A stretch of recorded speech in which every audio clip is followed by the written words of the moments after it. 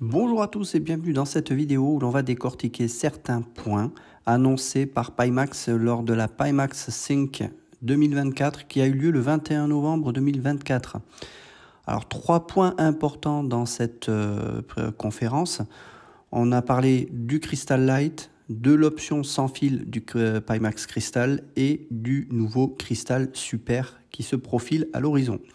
Alors je vais faire l'impasse dans cette vidéo sur l'option sans fil du cristal car il ne représente pas un intérêt en ce qui me concerne. On va donc parler du Crystal Lite et du Crystal Super. Cependant, je ne serai pas aussi détaillé que l'a été la chaîne YouTube Immersive Games TV qui a fait une très bonne vidéo très complète sur le sujet. Donc je vous recommande d'aller voir sa vidéo que vous trouverez en lien dans la description. Alors on va commencer par parler du Pimax Crystal Lite, donc, qui est le Pimax Crystal que j'ai actuellement. Pimax est revenu notamment sur les problèmes de qualité qui ont fait défaut lors de la parution du casque. Alors, ayant été le tout premier en France à avoir reçu un Crystal Lite, je sais mieux que quiconque tous ces problèmes que l'on a pu avoir au début. Mais j'ai pu aussi constater l'investissement des ingénieurs de Pimax à corriger tout ça. Alors, certaines causes ne sont pas de la faute de Pimax. L'importance du CPU est essentielle. Si votre CPU n'est pas assez puissant, il y a un risque qu'il tourne à 100% et ça fait immédiatement impacter les performances du tracking. Alors, dans mon cas, j'avais un Intel Core i7 10700K, ce qui était un peu juste. Je suis depuis passé à un AMD Ryzen 5 9600X et le CPU ne dépasse jamais les 60% sur Flight Simulator et même sur le nouveau. Ces problèmes de tracking ont totalement disparu depuis que j'ai changé de CPU. Toutefois, certains ont eu ces soucis même avec des 7800 X3D. Pourquoi? Ça, je ne me l'explique pas. Côté software, Pimax Play est de mieux en mieux optimisé et facile à utiliser, notamment avec l'intégration de OpenXR, que je préfère d'ailleurs à SteamVR car souvent plus fluide. Donc, je ne peux que vous recommander le Crystal Lite pour plusieurs raisons. Pour moins de 900 €, vous n'aurez pas mieux en termes de qualité d'image. C'est net et lumineux, mais aussi parce que c'est un investissement qu'il faut voir sur le long terme. Pourquoi?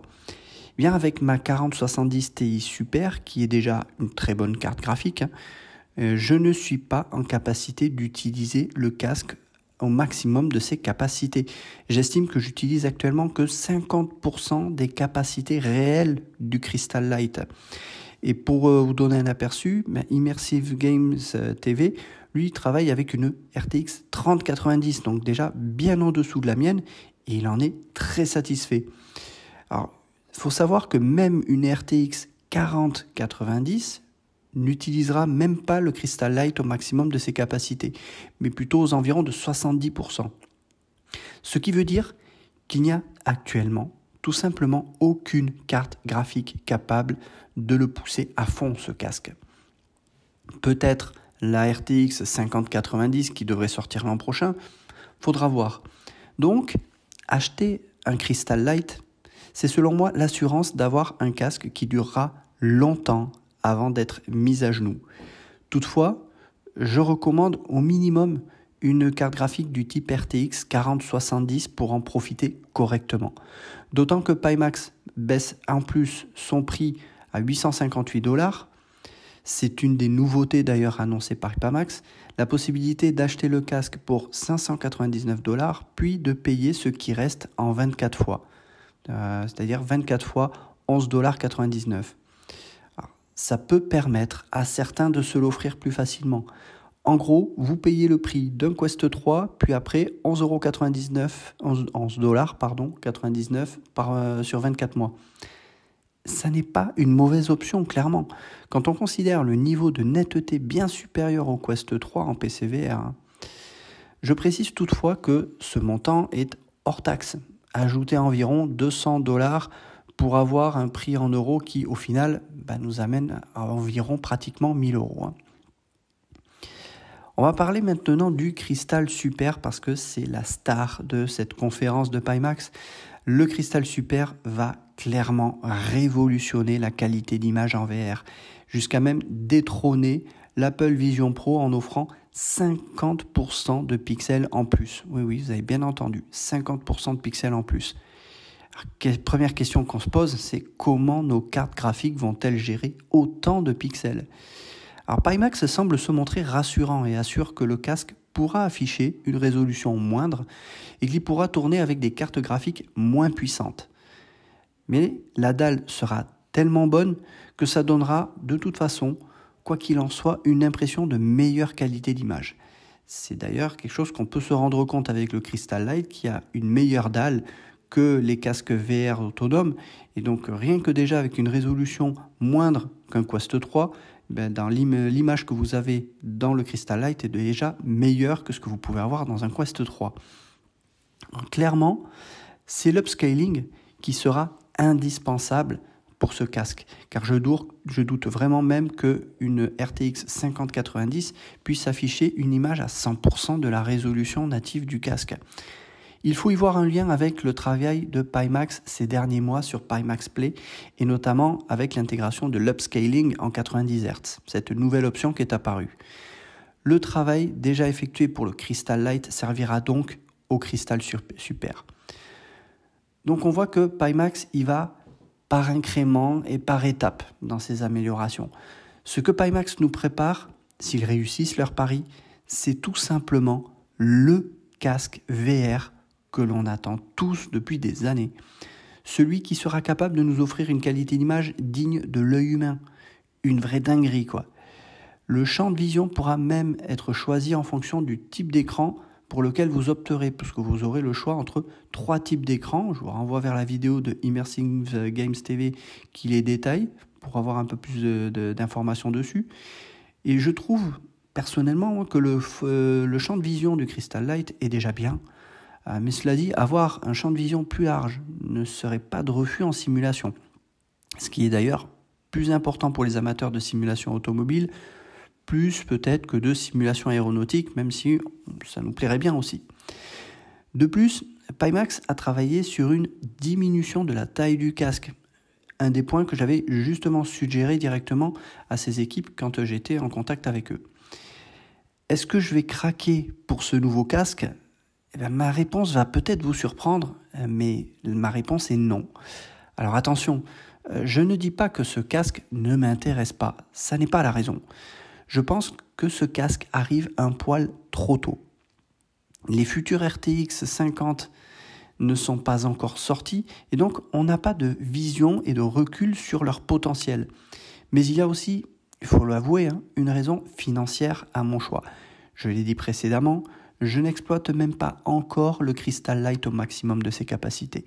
Raison pour laquelle j'attends les nouvelles RTX pour repousser encore les limites de mon Crystal Lite. Et je lorgne justement sur la future RTX 5090 que l'on attend aux environs de 2500 €. Un sacré budget. Et je n'envisage pas de l'acquérir avant, dans le meilleur des cas, fin 2025. Car j'ai aussi une vie, j'ai aussi des travaux à faire à la maison qui sont plus prioritaires que d'acheter un nouveau casque. Donc, je préfère dans un premier temps épargner progressivement pour plus tard m'acheter une RTX 5090. Ma priorité va donc clairement à une carte graphique plus puissante en 2025 plutôt qu'à un nouveau casque VR. Et c'est seulement après que j'aurai acquis une nouvelle carte graphique que je me poserai peut-être la question de changer mon Crystal Lite. À moins que Pimax ne me propose de le tester et que cela me fasse changer d'avis si je me rends compte qu'il y a un réel gap entre le Crystal Lite, même sur ma RTX 4070 Ti Super.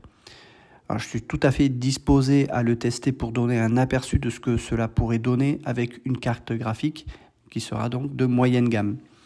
Mais pour le prix annoncé, 1791 $ hors taxe, eh bien, on sera certainement dans les un peu plus de 2000 € pour le casque, ce qui est quasiment le prix d'une RTX 5090. Vous comprenez pourquoi ma priorité ira à une carte graphique plutôt qu'à un nouveau casque. Et dans un an, comment sera le marché de la VR? À la vitesse à laquelle ça va, y aura-t-il de nouveaux casques? Comment la concurrence réagira face à Pimax? Personnellement, je considère que c'est encore difficile de prévoir tout cela. On a bien sûr Meta et Pico, qui eux sont davantage axés sur des casques autonomes. Vont-ils sortir de nouveaux casques VR ayant de plus grandes résolutions? Alors, ça n'égalera certainement pas le Crystal Super, ça c'est quasi évident. Mais est-ce que d'autres technologies apparaîtront entre-temps? Eh bien, on ne sait pas. Ce qui est certain, c'est que Pimax est en train de se créer une place dans le milieu de la simulation en PC VR. C'est pour ainsi dire le seul concepteur VR qui innove et propose aujourd'hui des casques haut de gamme à des prix corrects et qui écoute la communauté des simmers. Alors, j'entends que certains ont pu être déçus par Pimax par le passé, mais le Crystal Light a ouvert, il faut le reconnaître, une nouvelle ère dans le monde de la VR, mais aussi pour Pimax. Pimax a beaucoup travaillé et a beaucoup misé sur ce casque pour se développer. Leur communication est aujourd'hui bien meilleure, pas encore totalement parfaite, mais elle est quand même meilleure, il faut le reconnaître. Leur investissement en termes de qualité et de software a porté ses fruits. Leur marketing est intelligent, notamment avec ses propositions de pouvoir payer en plusieurs fois les casques. Proposer des formules de paiement innovantes, des retours produits correctement gérés, de ce que j'ai pu en savoir pour ceux qui ont retourné déjà leur Crystal Light, ça s'est très bien passé. Pimax a su écouter son public. Alors tout cela, c'est la preuve que Pimax grandit et se développe. Tout cela ne peut être qu'une bonne chose pour nous, communauté de simmers. Si Pimax est aujourd'hui en avance dans le milieu de la VR en proposant le Crystal Super, ça n'est pas une mauvaise chose non plus. Regardez comment la VR a évolué en seulement 4 ans depuis la sortie de Microsoft Flight Simulator 2020. Comment sera-t-elle dans 4 ans? La VR a révolutionné ma façon de voler dans Flight Simulator. Le Pimax Crystal Light a révolutionné ma façon de voler tout court. Le Pimax Crystal Super promet de révolutionner encore plus l'immersion.